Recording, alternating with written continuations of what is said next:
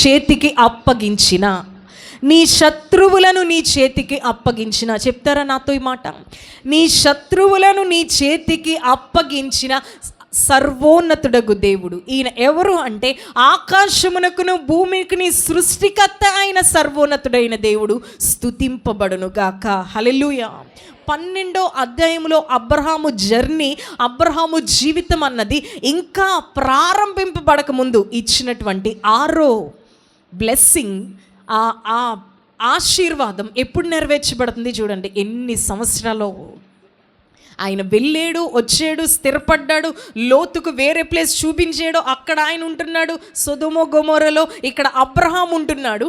ఈ ప్లేస్లో చెప్తూ అంటున్నాడు, శత్రువులను నీ చేతికి అప్పగించి. దేవునికి స్తోత్రం. హల్లెలూయా, హల్లెలూయా. దేవుని బిడ్డలారా, దేవుడు ఒక వ్యక్తి ప్రార్థన, దేవుడు ఒక వ్యక్తి మొర, దేవుడు ఒక వ్యక్తితో స్నేహం, దేవుడు ఒక వ్యక్తితో సంభాషణ, దేవుడు ఒక వ్యక్తితో తరచూ మాట్లాడుతూ మాట్లాడుతూ మాట్లాడుతూ జరిగే ప్రక్రియలో జరిగేటువంటి భాగమే ఈ 7 రకముల ఆశీర్వాదం. హల్లెలూయా, హల్లెలూయా. ఒకటి తర్వాత ఒకటి తర్వాత ఒకటి తర్వాత ఒకటి తర్వాత ఇలా కంటిన్యూగా కొనసాగించబడుతుంది బ్లెస్సింగ్. చూసారా? ఈ ఆశీర్వాదము కొనసాగించబడుతుంది, వాగ్దానము తన జీవితంలో నెరవేర్చబడుతుంది, ప్రవచనం అన్నది రూఢిపరచబడుతుంది. అబ్రహాము అనబడిన వ్యక్తి దేవుని సన్నిధానంలో నమ్మకస్తునిగా ఉన్నాడు. హల్లెలూయా. యథార్థవంతునిగా ఉన్నాడు, పరిశుద్ధునిగా ఉన్నాడు. తనకు కలిగిన ప్రతిదీ కూడా దేవునికి తెచ్చి అర్పించి సమర్పించి దేవునిలో ముందుకి కొనసాగించబడే వ్యక్తిగా ఉన్నాడు. దేవునికి స్తోత్రం. హల్లెలూయా. మరలా గుర్తు చేస్తున్నాడు. ఆ షాలేము రాజైన మెల్కిసెదెక్కి సమర్పించిన తర్వాత నీ శత్రువుల యొక్క అని మళ్ళీ గుర్తు చేస్తున్నాడు. నీ చేతికి అప్పగించిన, నీ శత్రువులను నీ చేతికి అప్పగించిన ఆది మొదలు ప్రవచనం చూసేవా ఎలా రిపీట్ అవుతుందో, ఎలా కొనసాగించబడుతుందో, ఎలా జరుగుతుందో. హల్లెలూయా, హల్లెలూయా.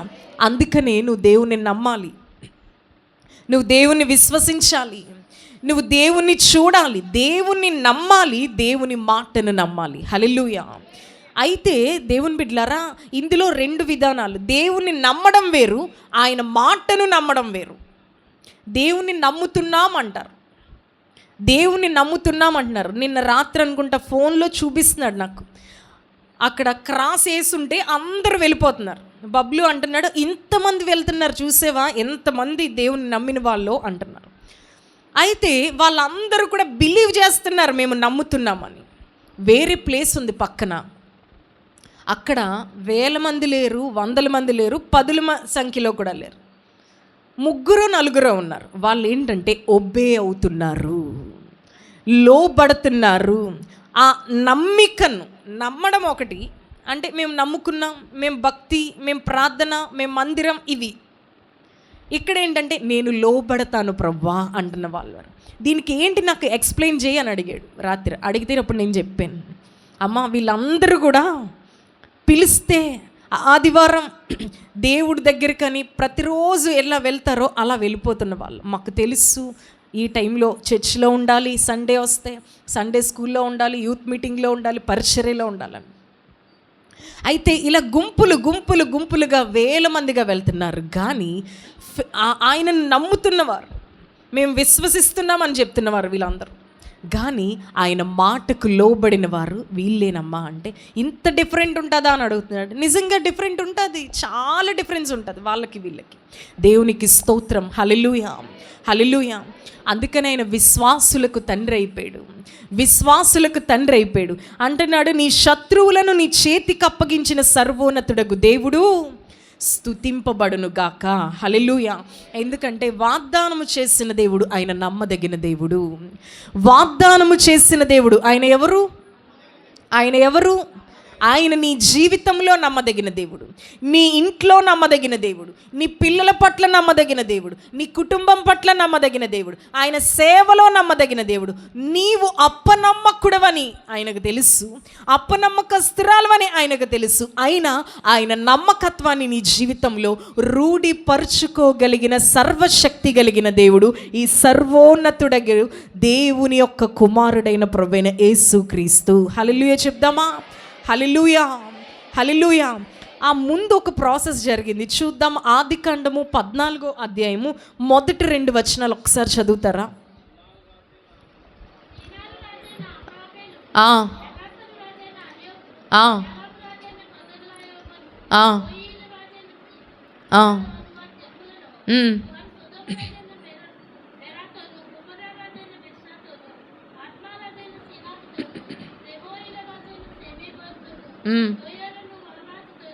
యుద్ధము అమ్మ మొదటి 2 వచనాలు చాలు. వీళ్ళు ఏం చేశారంటే, అక్కడ పైన 4 రాజుల పేర్లు ఉన్నాయి. వాళ్ళందరూ కలిసి, ఆ కిందన ఇంకా కొంతమంది రాజుల పేర్లు ఉన్నాయి. వీళ్ళందరూ కలిసి, ఎందుకంటే అబ్రహాం ఒక ప్లేస్లో ఉన్నాడు, వారు కలిసి నివసించడానికి ఆ ప్లేస్ సరిపోలేదు కాబట్టి వేరే ప్లేస్కి పంపించాడు. ఎవరిని మీరు ఎక్కడో ఉన్నారు, చూడమన్నాను. అందుకని మీరు బైబిల్ నేను చెప్పినప్పుడు తీయండి రిఫరెన్స్ కదా. వారు కలిసి నివసించడానికి ప్లేస్ సరిపడలేదని వేరే ప్లేస్కి పంపించాడు లోతుని.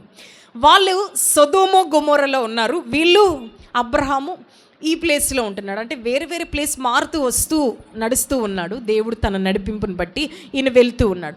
ఆ ప్లేస్లో అక్కడ జరుగుతుంది ఏంటంటే, 4 రాజులు ఫస్ట్ కూడారు, తర్వాత ఇంకొద్దిమంది కలిసి ఒక్కసారిగా సొదొమ గొమొర్రా ఈ 2 కలిపి ఈ 2 ప్లేసెస్లో ఉంటున్న రాజులపై ఒక్కసారిగా దండయాత్ర చేశారు.